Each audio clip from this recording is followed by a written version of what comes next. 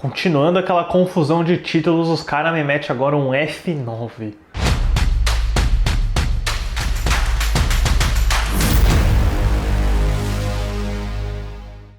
Olá, fãs da Sétima Arte, meu nome é Lucas Nascimento e esse é o Lucas Filmes e estamos aqui para falar sobre Velozes e Furiosos 9, F9, filme que marca o retorno do Justin Lin para a franquia do Vin Diesel. Mas antes eu pedi para você curtir esse vídeo, se inscrever no canal e ativar o sininho para não perder a notificação dos próximos vídeos. E chegamos ao último filme do especial antes do Velozes e Furiosos 10, que vai chegar nos cinemas na próxima semana, tem cabine de imprensa na segunda-feira e temos aí um dos filmes que saiu há 2 anos atrás, que era um desses projetos que vinha com aquela campanha de retomar, de reabrir os cinemas depois da Covid-19. E não bastasse a pandemia que ele iria enfrentar no lançamento, o desenvolvimento do F9 teve algumas turbulências próprias. Primeiramente, a gente tem as consequências do divórcio entre Vin Diesel e The Rock dentro da franquia, onde o Chris Morgan, o roteirista do Velozes 3 até o 8, prefere ficar ocupado com o derivado Hobbs e Shaw, que seria estrelado pelo The Rock e Jason Statham, colocando a Universal atrás de um novo diretor, de um novo roteirista, de basicamente uma nova equipe criativa para tocar o que seria os últimos 3 filmes da franquia. Essa função de roteirista acabou ficando para o David Casey, que tinha escrito a ficção científica King e feito uma passagem não creditada em Rua Cloverfield 10 da Paramount. Já para dirigir, o Vin Diesel consegue trazer de volta o Justin Lin, que estava ocupado com a franquia Velozes do 3º até o 6º. Ele é um dos responsáveis por realmente fazer Velozes e Furiosos se encontrar e depois dele ter ido atrás de outros projetos, o bom filho, a casa torna, assinando aí para dirigir Velozes 9 e Velozes 10, mas a gente fala um pouco mais sobre o Justin Lin e Velozes 10 no próximo vídeo. Além de dirigir, o Lin também faria uma passagem no roteiro, ganhando um crédito aí junto com o Casey. Um outro pequeno drama que rolou nos bastidores foi em relação a Michelle Rodrigues, que tinha ameaçado sair da franquia dada o tratamento de personagens femininas dentro desses filmes, que a gente bem sabe, né, são extremamente sexualizadas, são ali basicamente para levantar a bandeira na hora da corrida, e ela teve várias conversas com a produção, com o Vin Diesel, para mudar um pouco disso nos filmes seguintes, incluindo trazer a Jordana Brewster de volta, já que ela tinha sido aposentada no 7º filme, né? Mas tudo se resolveu e a Michelle Rodrigues assinou para voltar para mais esses 3 últimos filmes. O filme seria lançado originalmente em maio de 2020, mas assim que a pandemia da Covid começou a pipocar, a Universal imediatamente adiou o filme para o ano seguinte. E eu até lembro que Velozes 9 foi um dos primeiros filmes que eu peguei para rever no cinema depois da reabertura, né? E, poxa, nem valeu a pena arriscar minha vida assim, porque o Velozes 9, sinceramente, é um dos mais fracos. A história do filme coloca Dom Toretto, vivido por Vin Diesel, tentando levar uma vida normal com seu filho pequeno. Quando um sinal de socorro do Sr. Ninguém, vivido por Kurt Russell, obriga Dom a reunir sua equipe mais uma vez, ele se depara com uma figura sombria e vingativa de seu passado, seu irmão perdido Jacob, vivido por John Cena. 9 filmes, pessoal. 9 filmes de Velozes e Furiosos. E se a impressão de que você está assistindo uma grande novela que não faz muito sentido ainda não tinha batido para vocês, quando você chega nesse filme e você tem que apelar para irmão perdido do passado, do protagonista, né, reaparecendo atrás de vingança, talvez isso bata um pouco melhor para vocês. E é extremamente curioso, né, pessoal, como uma franquia que é mais valorizada pelas cenas de ação, pela loucura, pela esquisitice, né, desses personagens, dessas cenas de ação, que justamente você tirar o roteirista é o que parece desequilibrar tudo. Chris Morgan, por incrível que pareça, faz muita falta, porque apesar de eu não ser um grande fã, de eu não elogiar a trama e a estrutura de todos os filmes anteriores, eu falei constantemente aqui nesse especial em como estava ficando cada vez mais difícil se agarrar com as premissas e ideias que eles têm que tentar emplacar para justificar tantos filmes e tantas ligações de personagem, mas o que o nono filme faz, assim, eu acho que é impossível. É sério, é impossível. Eu peguei pra rever esse filme, eu só tinha assistido em 2021 e, nossa, a história do Velozes 9 é simplesmente insuportável, não faz sentido, é muito longa, é cansativa, é incoerente, se leva a sério nos momentos que não deveria e tem muita piada em outros que eu acho que fica meio desleixado. Puxa vida, Chris Morgan, cara, o roteirista de Velozes e Furiosos fez falta nesse filme. Eu acho que dentro dessa tentativa desesperada de criar lore, subtexto, apresentar flashbacks que mostrem o Dom jovem, o pai dele, várias outras relações com personagens são muito enfadonhas, assim, eu não gosto de nada disso, eu acho que isso só deixa o filme mais longo. Tudo que acontece nesses flashbacks, apesar de eu curtir o grão de película, né, dá pra ver que foi filmado em filme ali, não acrescenta nada mesmo, assim, parece que tá só pra encher projeção, pra encher duração do filme. E fica muito pior quando a gente tem o retorno do Han, né, o personagem adorado aí do Sung Kang, que era um dos pontos altos do Desafio em Tóquio e da própria franquia também. Com o Justin Lin de volta, é obviamente que ele ia trazer o Han de novo, especialmente quando os fãs no Twitter, no Facebook, nas redes sociais levantaram aquela hashtag Justice for Han, né, porque o Han morre e o Jason Statham, que supostamente matou o Han, vira um herói, tem até um spin-off pra ele. Então o Han volta aí da forma mais estúpida, inexplicável, num sentido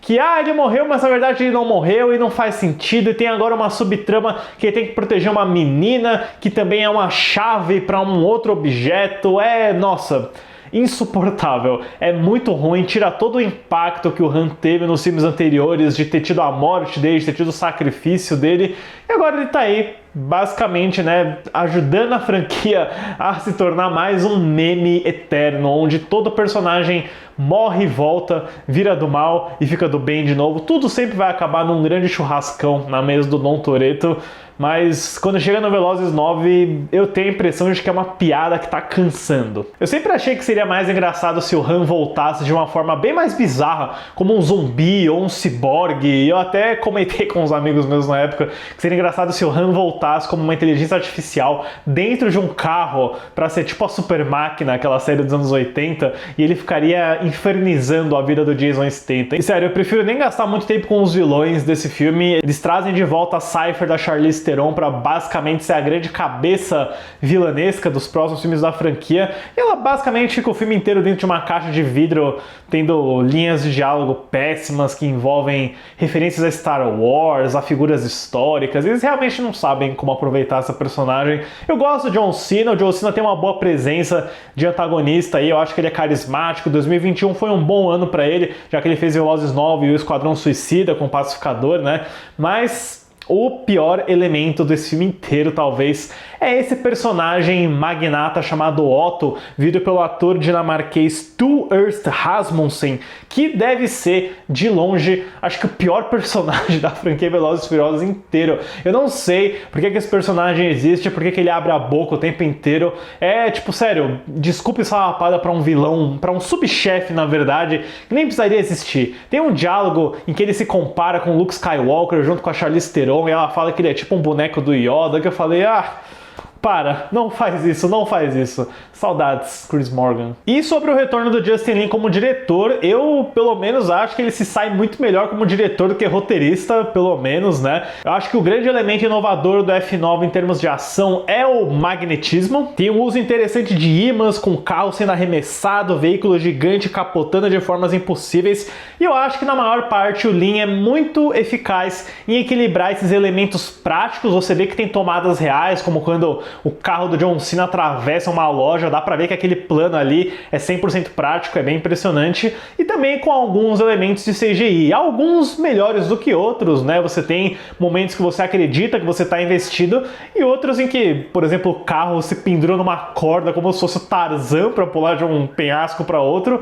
ou finalmente quando a franquia escuta os fãs, eu inclusive, e leva os personagens pro espaço. Exatamente, Velozes e Furiosos 9 vai com o carro pro espaço. Mas eu confesso que eu fico um pouquinho decepcionado com a viagem no espaço do Velozes 9, porque ela surge meio como um detalhezinho, como uma ponta solta que você tem que amarrar no clímax, basicamente só para explodir um satélite, nada demais. Eu queria que se Velozes fosse pro espaço, fosse full espaço, fosse igual o Jason X, que literalmente foi um Sexta-feira 13 no espaço, numa estação espacial. Eu queria um Velozes inteiro assim, com racha na lua. Eu respeito o fato de que eles foram pro espaço realmente com um carro, né? Um carro com turbina. Se fosse só um foguete não teria graça, mas sentimentos mistos com a viagem espacial do Velozes 9. É legal que aconteceu, mas eu queria que fosse mais. Olha, sinceramente, o F9 me deixou cansado. Eu não tinha muitas lembranças desse filme, eu só tinha visto uma vez, né? E a maior ironia pra mim é uma franquia que é mais conhecida por sequências de ação, por coisas inacreditáveis, pelo espetáculo de pirotecnia e carros que ela oferece, né? Quando você chega no F9, é a falta do roteirista que pesa mais, pelo menos pra mim, porque eu acho a história simplesmente insuportável, muito mal feita, incoerente, com desculpinha esfarrapada pra trazer personagem de volta, num nível que é ridículo até pra Velozes e Furiosos. E no sentido de ação, eu acho que tem coisas interessantes, tem cenas bacanas de se ver, mas ainda, sabe, nada demais. O Justin Lin tinha encerrado com chave de ouro a cena do tanque no sexto filme, né? Acho que nada que ele faz no Velozes 9 chega aos pés daquilo. Pra Velozes e Furiosos 9, eu dou uma nota 4. E no lado financeiro, obviamente, o Velozes e Furiosos 9 enfrenta o grande desafio que é o período de reabertura dos cinemas durante a pandemia da Covid-19, o que significa que todo mundo já esperava um resultado abaixo dos padrões da franquia.